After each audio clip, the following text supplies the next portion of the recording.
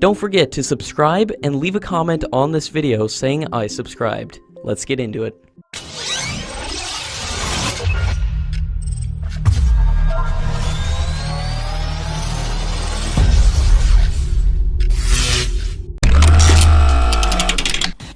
According to latest reports, the Indian Navy is expected to conclude a contract with Lockheed Martin for 24 MH-60 Seahawk multi-role naval helicopters by October 2019. The Indian Navy's $2 billion deal under the U.S. Foreign Military Sales Program is aimed to replace the fleet of Sea King helicopters, which will operate from frigates, destroyers and aircraft carriers, and will also help in anti-submarine operations in the Indian Ocean region. According to officials, a letter of agreement is expected from the US government in April, and after the signing of contract, the delivery is expected to start by 2020 and will be completed in the next 48 months.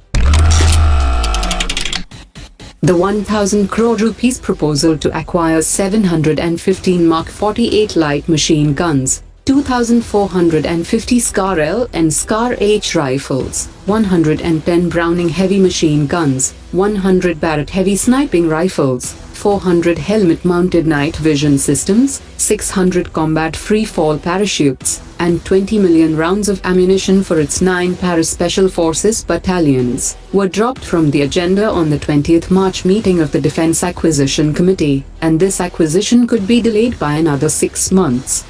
Top Ministry of Defense officials want the equipment to be purchased through the foreign military sales route from the US as smaller procurements of 300 crores, and to be acquired by the Indian Army under its own financial powers. According to latest reports, the Indian Army has received the first batch of 6 indigenously built Dhanush artillery systems, which will be deployed mainly at the border with Pakistan and China. The gun carriage factory has been given the bulk production clearance for manufacturing 114 systems, which costs about 14.5 crore rupees per unit. The Indian Army has already inducted the M777 ultralight howitzers and the K9 Vajra self-propelled systems in November 2018.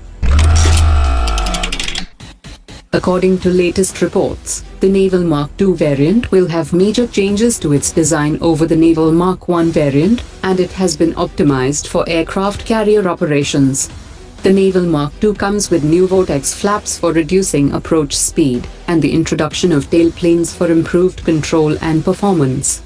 It will have a larger fuselage, an increased wingspan, and it will come with 8 hardpoints along with lightning pod, and will be equipped with GSH-23 systems, and close combat systems like ASRAAM.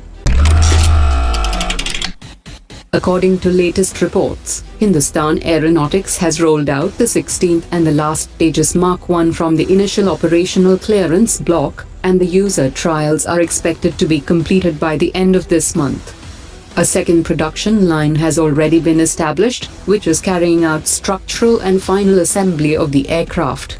The SP-16 flew on the wings made by Larsen & Toubro, and HAL has also installed the looms supplied by Naini Aerospace on SP-15 and SP-16, and due to which the assembly cycle time has been reduced considerably. The Indian Air Force Chief has said that the Rafale jets will be the best combat aircraft in the Indian subcontinent, and Pakistan won't dare to come near the line of control after its induction. The Rafale will ensure that the deterrence capability of Indian air defense will increase manifold, and Pakistan has no answer for this kind of capability, and it would be also superior to all the aircraft in the inventory of both our adversaries. The first of the 36 Rafale fighter jet is scheduled to be delivered in September to the Indian Air Force, which will come equipped with Meteor systems, which has a beyond visual range of 150 kilometers. According to latest reports, India and Australia will hold a major naval exercise focusing on anti-submarine operations from 2nd April, and P-8 maritime patrol aircraft will be involved in the exercise along with a number of frigates and submarines. The third installment of the AUS-Index exercise will see the participation of over 1,000 Australian Navy personnel, and it will be the largest Australian Defence Forces group deployment in India. According to latest reports, Cochin Shipyard Limited has received the formal letter of acceptance of tender for building 9 vessels worth 270 crore rupees.